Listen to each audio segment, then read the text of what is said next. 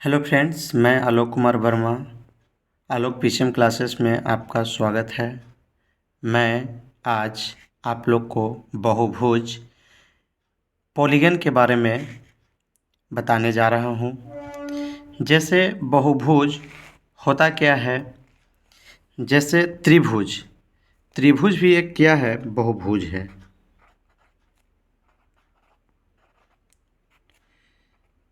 इस प्रकार से त्रिभुज है। एक प्रकार का बहुभुज है जिसका नाम त्रिभुज है।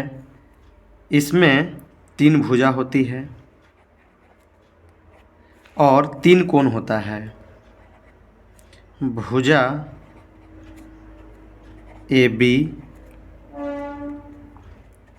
बी सी और ए सी है। इसमें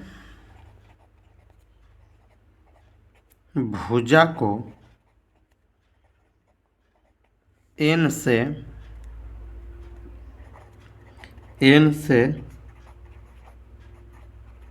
सूचित करते हैं। अब आपसे प्रश्न क्या पूछेगा कि जैसे त्रिभुज में तीनों कोणों का योग कितना होगा, त्रिभुज में प्रत्येक कोण कितने होंगे, त्रिभुज का बाह्य कोण कितना होगा और त्रिभुज में विकर्ण कितने होंगे। अब हम लोग इसमें देखते हैं कुछ महत्वपूर्ण सूत्र। कुछ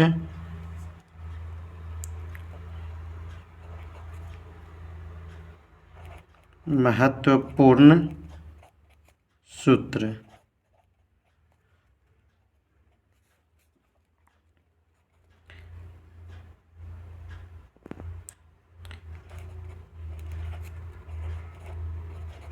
बहुभुज के सभी अंतः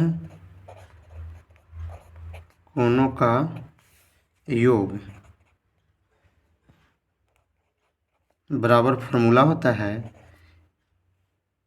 n-2 गुना 180, जहाँ n भुजा की संख्या है।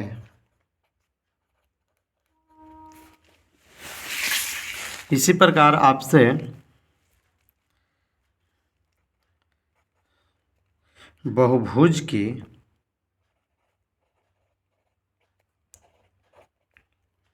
प्रत्येक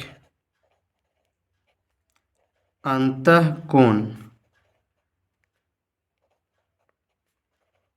का योग पूछ सकता है, तो आप इस फार्मूला से निकाल सकते हैं। n-2 गुना 180 बटा n। और आपसे पूछ सकता है बहुभुज का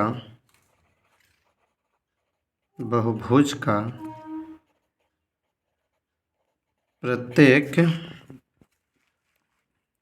बहिष्कोण मतलब बाहर का एंगल, तो इतना बराबर फॉर्मूला होता है 360 बटा n, जहाँ n आप समझ ही रहे हैं भुजा की संख्या है। और एक चीज़ और इसमें पूछता है कि बहुभुज में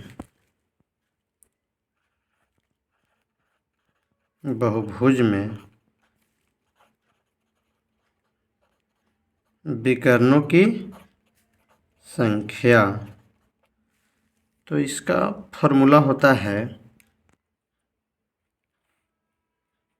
n इंटू n-3 बटा 2। और हम लोग एक वो एग्जाम्पल से समझते हैं। जैसे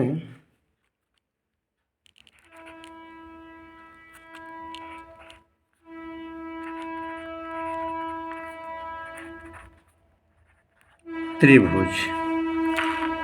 तो त्रिभुज में 3 भुजाएं होती हैं। त्रिभुज में 3 भुजाएं होती हैं। तो n का वैल्यू आपको 3 ले लेना है।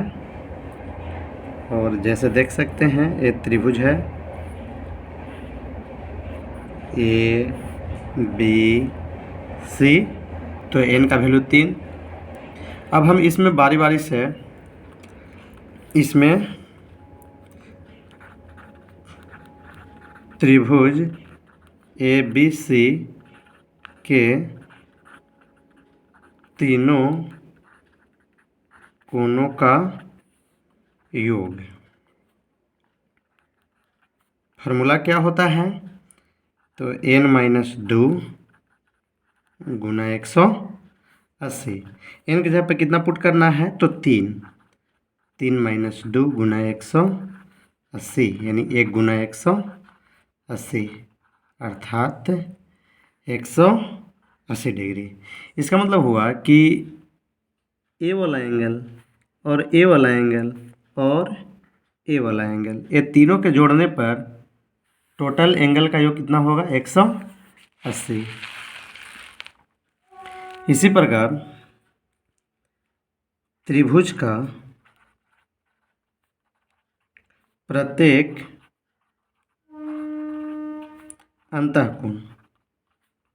अंतःकोण, इसका मतलब हुआ कि कोण ए कितना होगा, कोण बी कितना होगा और कोण सी कितना होगा। तो इसका फॉर्मूला होता है n-2 गुना 180 बटा n। तो आप n के जगह पर 3 पुट कर सकते हैं। 3-2 गुना 180 बटा 3। 3 से आप इसको काट सकते हैं। 60 मतलब कट जाएगा। 3 में से 2 गया 1 गुना 60 अर्थात 60 डिग्री। अब क्या पूछ सकता है आगे आपसे? अब आपसे त्रिभुज का बहिष कोण निकाल सकते हैं। त्रिभुज का बहिष कोण, बहिष कोण का मतलब होता है कि जैसे मान लिया जाए कि एक कोई त्रिभुज है, आप इधर बढ़ा दिए तो ये जो एंगल बना इसे हम बहिष कोण कहेंगे। आप इधर इसको बढ़ा दिए तो इसे भी बहिष कोण कहेंगे। मतलब कि भुजा को बढ़ाने के बाद जो एंगल बनता है वही बहिष कोण है और यही आपसे पूछ सकता है। तो त्रिभुज का बहिष कोण, त्रिभुज का बहिष कोण बराबर फार्मूला होता है 360 बटा n। n की जगह पे आपको पता ही है 3 रखना है क्योंकि त्रिभुज है। 360 बटा 3 यानी ये 120 मतलब कट जाएगा। यानी कि चाहे तो हम यहाँ पे 120 डिग्री का वैल्यू रख सकते हैं। इसी प्रकार आपसे त्रिभुज में विकर्ण पूछ सकता है। तो त्रिभुज का विकर्ण, विकर्ण बराबर फॉर्मूला क्या होता है? n-n-3/2। आपको पता ही है कि n का जगह पर कितना रखना है? तो हमें 3 रखना है। तो 3 × 3-3/2 मतलब 3 गुना 3 में से 3 गया 0 और बटा में 2। 0 से किसी भी संख्या में गुना करने के बाद 0 ही आता है बटा में 2 और 0 में किसी संख्या से भाग देने पर 0। इसका अर्थ हुआ कि त्रिभुज में एक भी विकर्ण नहीं होता है अर्थात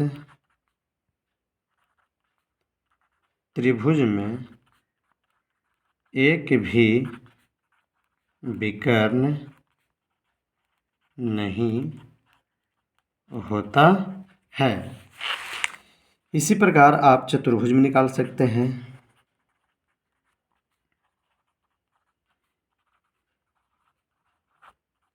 चतुर्भुज में निकाल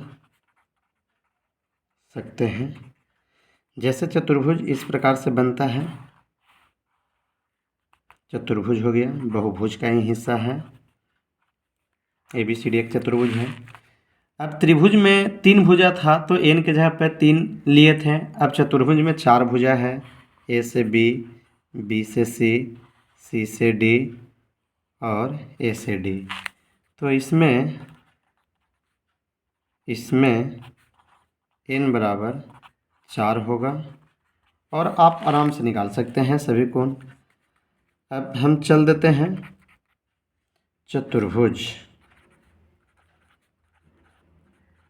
चतुर्भुज में अंतःकोण का योग, अंतःकोण का योग। तो इसका फार्मूला तो आप जानते ही हैं कि n-2 गुना 180। n के जगह पे कितना पुट करना है, तो 4 पुट करना है।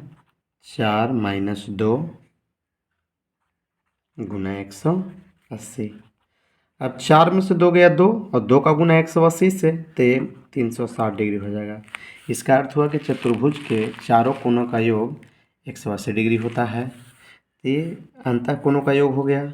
अब लिखेंगे प्रत्येक अंतःकोण। अब ये सब चतुर्भुज का निकाल रहे हैं, तो प्रत्येक अंतःकोण बराबर फार्मूला होता है n-2 गुना 180 बटा n। n के जगह पे चतुर्भुज है, आप 4 पुट कर सकते हैं।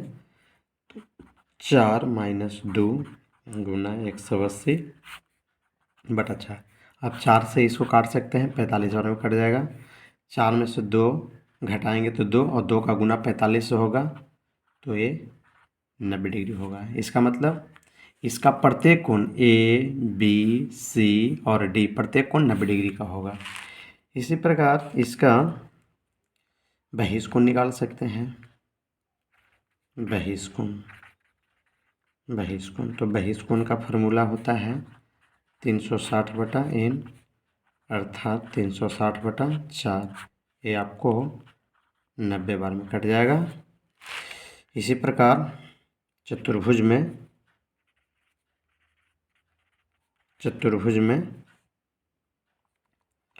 विकर्णों की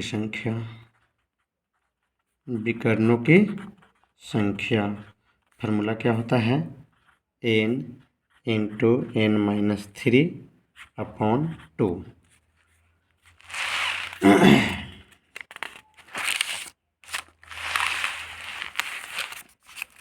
तो विकर्णों की संख्या हो जाएगा, n के जगह पर रखना था 4 × 4 - 3/2।